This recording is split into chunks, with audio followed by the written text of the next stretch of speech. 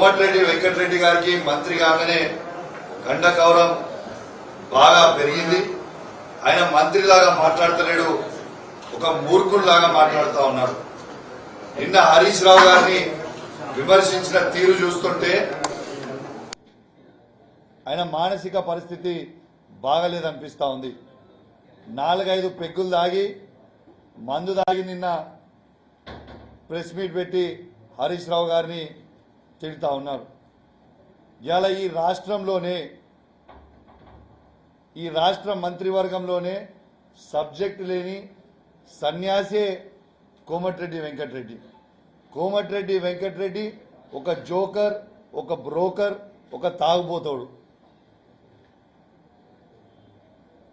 హౌలా పనులైనా హవాలా దందాలైనా కోమటిరెడ్డి వెంకటరెడ్డితోనే సాధ్యమని చెప్పి సందర్భంగా మీ అందరికి కూడా తెలియజేస్తా ఉన్నాను.